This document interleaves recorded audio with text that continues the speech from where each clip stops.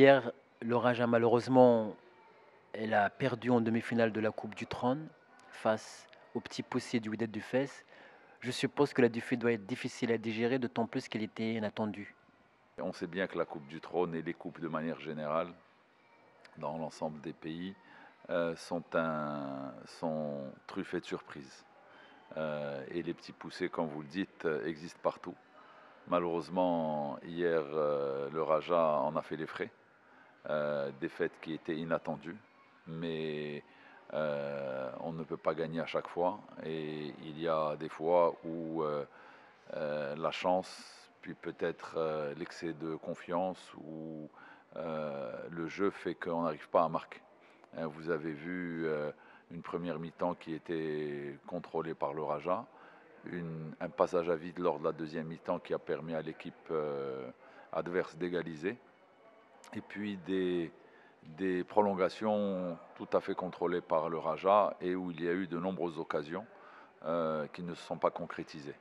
Et en football, ça ne rate pas. Quand vous avez des occasions et que vous n'arrivez pas à la mettre dedans, ça finit par payer contre vous. Et ce fut le cas hier. C'est le football, hein, on n'y peut rien. Je le disais en arabe, Hadi al-Kora. On avance, il y a encore beaucoup de challenges qui attendent le club.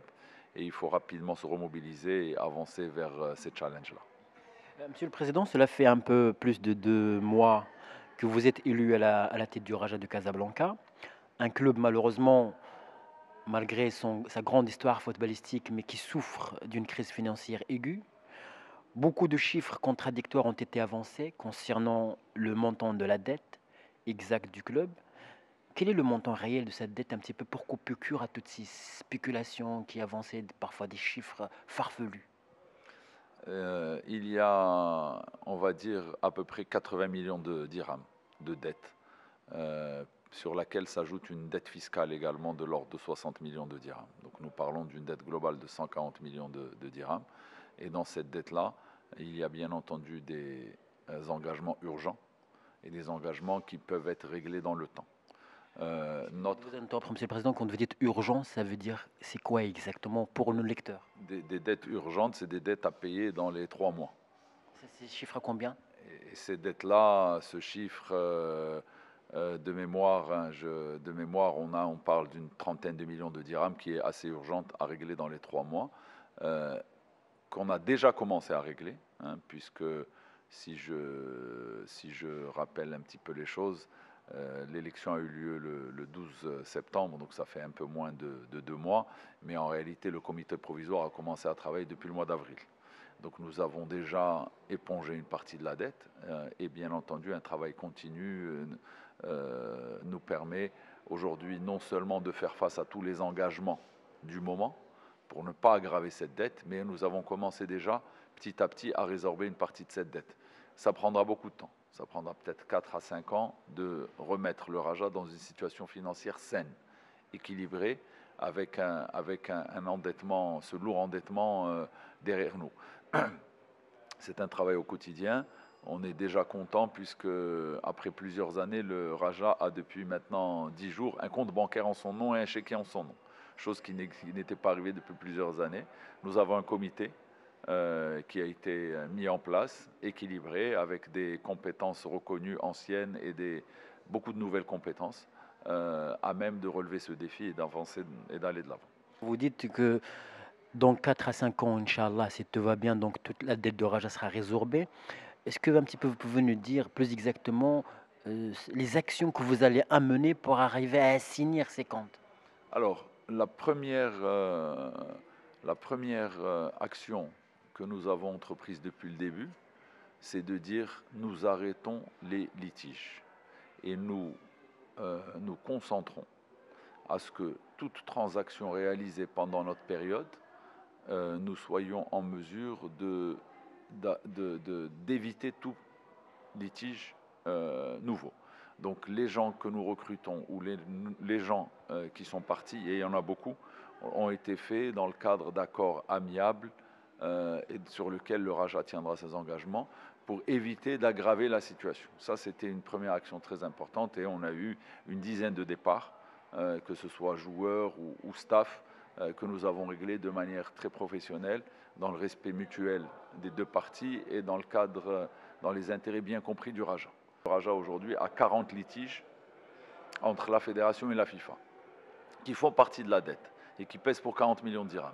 Donc vous voyez, les litiges sont un facteur essentiel de l'endettement et il convient pour nous à l'avenir de régler tous les problèmes, de prendre nos responsabilités, de protéger les intérêts du Raja, mais de traiter nos partenaires, qu'ils soient joueurs, staff technique ou autres, dans les conditions classiques de marché en termes de règlement des litiges. Donc ça, c'est le premier élément. Deuxième élément, c'est bien entendu accroître nos revenus. Et nous avons donc un plan pour accroître les revenus marketing, puisque nous avons inscrit dans le budget de cette année 20 millions de revenus marketing, qui vont nous permettre justement de non seulement faire face au budget actuel, puisque nous avons un objectif de dépenses de l'année de 75 millions de dirhams, et pour faire face à ces dépenses de 75 millions, il faut des rentrées de 75 millions. Le travail qui a été fait sur les abonnements et sur les adhérents nous ont permis d'atteindre des chiffres records jamais égalés au Maroc. Nous sommes déjà 150 adhérents. Nous sommes le premier club au Maroc en nombre d'adhérents. Il faut savoir que usuellement les plus grands clubs au Maroc ne dépassaient pas la centaine d'adhérents ou à peine. Nous sommes arrivés à 150 adhérents et nous continuons à recevoir des demandes d'adhésion. La nouvelle dynamique créée autour du Raja fait que des gens nouveaux viennent adhérer. Et nous sommes contents de voir des chefs d'entreprise, des banquiers, des grands avocats voulant s'associer au Raja et voulant adhérer au Raja pour contribuer à l'essor de ce club et à la construction d'un club qui soit compétitif à l'échelle africaine, mais qui soit compétitif de manière continue. Nous ne voulons pas de résultats en dents de scie et nous ne voulons pas attendre une génération exceptionnelle pour faire des résultats. Nous voulons produire des générations de manière continue et on reviendra sur le volet formation. Troisième élément, nous avons atteint pour la première fois au Maroc le chiffre de 5 000 adhérents. Et nous sommes de 5 000 abonnés, pardon. Donc 150 adhérents, record au Maroc, 5 000 abonnés et nous avons un objectif de passer à 10 000 abonnés de manière à ce que le stade soit plein tous les matchs et non pas attendre une grande affiche pour que le stade soit plein. Vous avez parlé tout à l'heure, Monsieur le Président, de la politique du club qui veut augmenter ses rentrées de sponsoring. Vous avez parlé d'un chiffre de 20 millions de dirhams. Avez-vous déjà commencé à renégocier avec vos sponsors les contrats? Parce qu'aujourd'hui, le club, qu'on le veuille ou pas, elle offre beaucoup de visibilité à ses sponsors parce que jusqu'à hier, elle était encore sur 4 francs, sur 4 tableaux. Aujourd'hui, elle est encore sur 3. Donc, avez-vous entamé des négociations dans ce sens? En effet, je remercie les sponsors historiques et nouveaux qui ont accepté, bien que le contrat soit encore en vigueur, leur contrat soit encore en vigueur, de s'asseoir à table avec nous et de discuter dans le cadre de la commission marketing avec mes collègues en charge de cette commission, que ce soit M. Salim Cheikh ou Mme Nawal Hidawi, pour rediscuter de ces contrats. Et nous avons déjà bien avancé et nous avons bon espoir d'arriver aux objectifs escomptés. Nous voulons revenir à un maillot du Raja qui ne fasse pas supermarché, puisque nous sommes arrivés à 8 annonceurs sur le maillot, ce qui faisait plus brochure de supermarché ou flyer de supermarché que maillot d'un club de la taille du Raja et de la renommée du Raja. Donc nous sommes déjà passés de 8 à 6 et nous avons l'objectif de passer à 4 voire 5 annonceurs. Et les discussions sont en cours et je pense que d'ici la fin du mois de novembre, nous serons en mesure d'annoncer de bonnes perspectives et de bonnes nouvelles pour le Raja à ce niveau-là.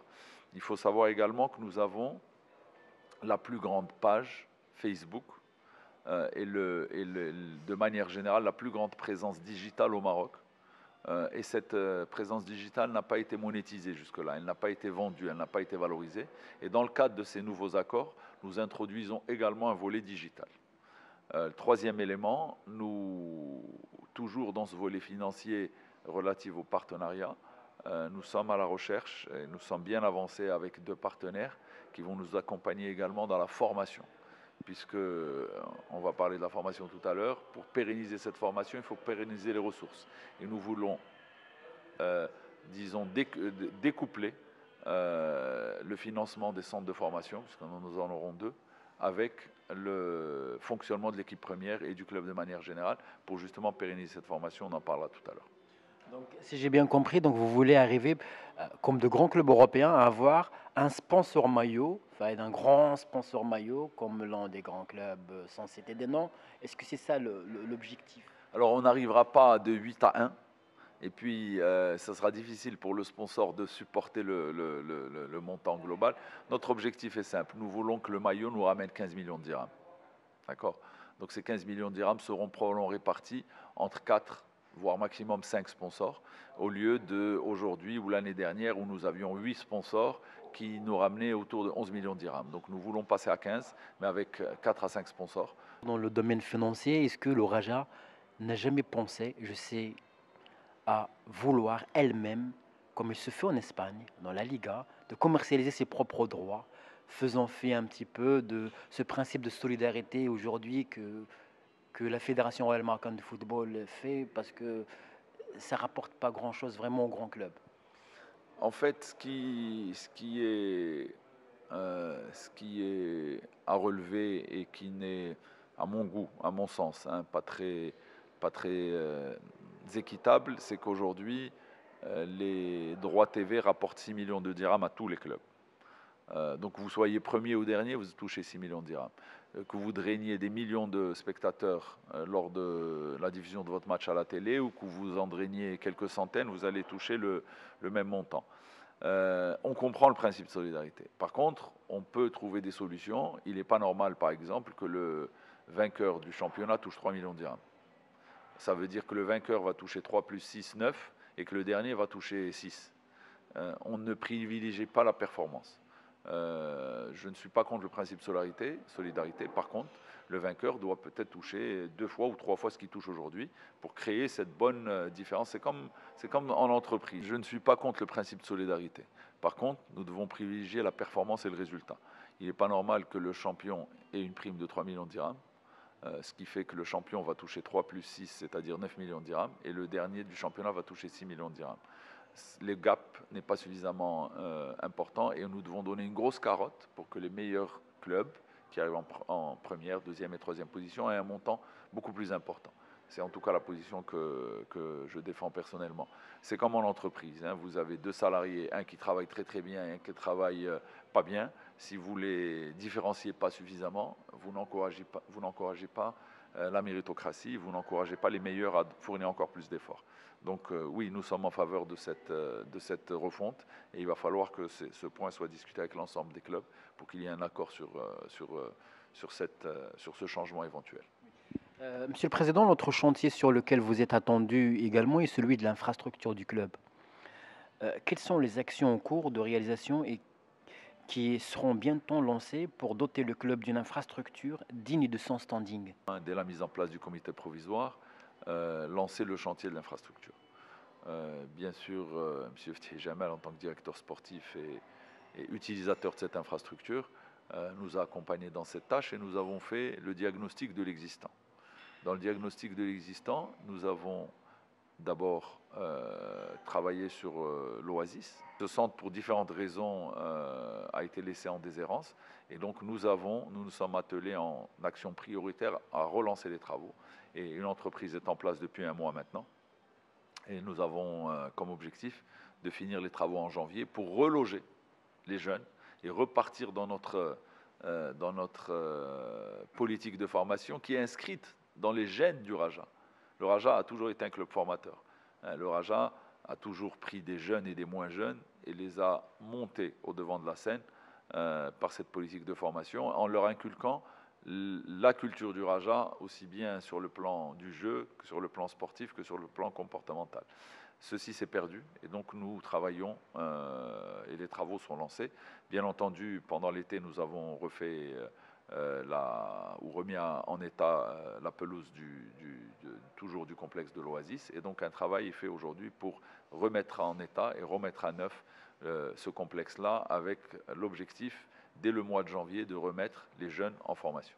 Le deuxième axe sur lequel nous avons travaillé, c'est que grâce au don de Sa Majesté à l'occasion de la Coupe du Monde de 2014, Sa Majesté avait bien voulu offrir un terrain au Raja en signe, en reconnaissance des bons résultats qui avaient été atteints à l'époque.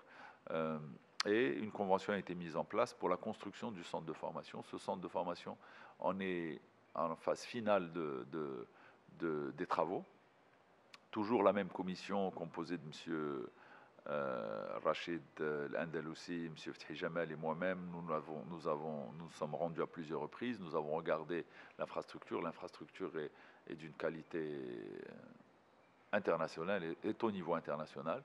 Nous avons relevé quelques ajustements dont nous avions besoin et nous sommes aujourd'hui bien avancés avec la fédération qui pilote ce projet de construction et le ministère de l'Équipement qui est le maître d'ouvrage délégué pour apporter ces petits ajustements. Et je pense que les travaux devraient s'achever dans les 2 à 3 mois.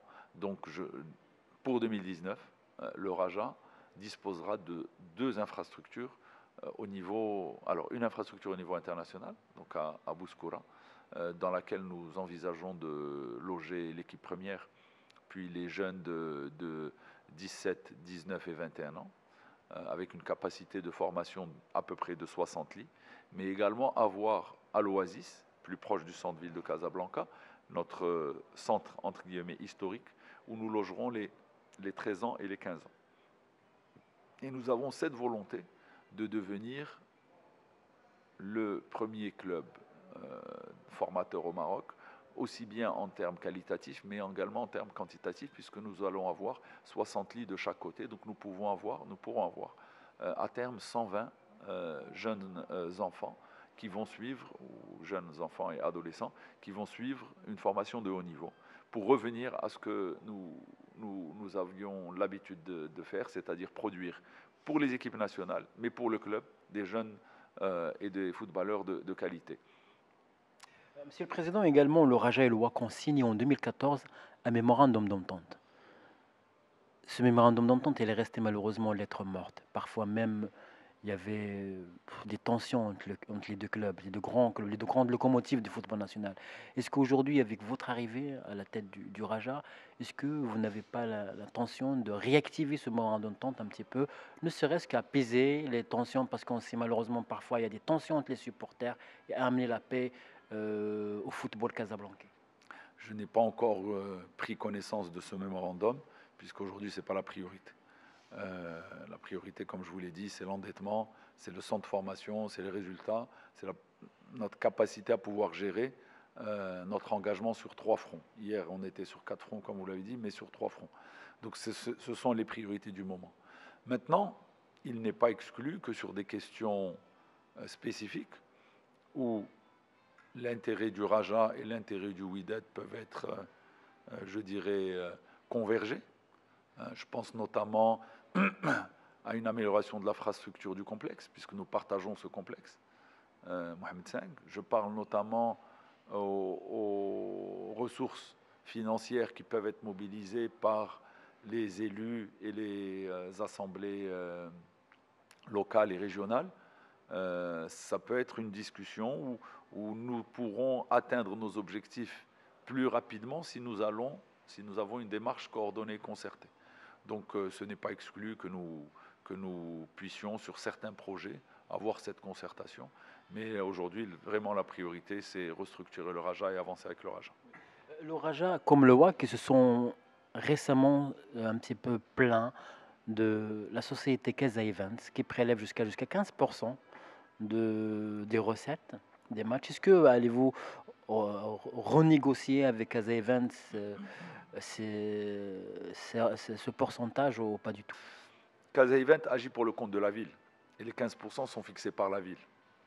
Donc ça, c'est un point, bien entendu, puisque tout à l'heure, je vous parlais des points de convergence avec le Wydad. C'est une démarche concertée Wydad-Raja envers les autorités, envers les élus, pour leur expliquer que 15% est un montant très important et qu'il devrait y avoir non seulement une révision de ce taux, mais également une contribution de la ville, de la région, puisque Casablanca est une métropole continentale importante. Ces 2 clubs participent au rayonnement de cette métropole. Et comme c'est le cas dans plusieurs villes au Maroc, mais également au niveau international, il faut que la région et la ville encouragent ces ambassadeurs qui portent haut le flambeau de Casablanca, encouragent ces ambassadeurs, et notamment le Raja, avec une subvention qui puisse venir aider, je dirais, le budget du club. Il est aujourd'hui de combien cette subvention? Je crois 100 millions, 10 millions de dirhams, je crois. Aujourd'hui, il n'y a pas de contribution ces dernières années. Il n'y a pas eu de contribution de la ville pas de contribution de la ville. Il y a une contribution, je pense, l'année dernière ou l'année d'avant de la région, mais pas une contribution de la ville de Casablanca. Et donc c'est un des sujets qui sont sur la table et sur lequel nous essaierons d'avancer rapidement dans les prochains mois. Vous savez pourquoi d'un seul coup ça s'est arrêté? Non, non, je ne peux pas vous dire. Je sais qu'il y a eu un changement au niveau de la gouvernance et du mode de fonctionnement, mais je ne peux pas vous expliquer le pourquoi. Par contre, ce que je peux vous dire, c'est que nous allons tout faire pour revenir justement et obtenir une subvention au niveau de la ville de Casablanca.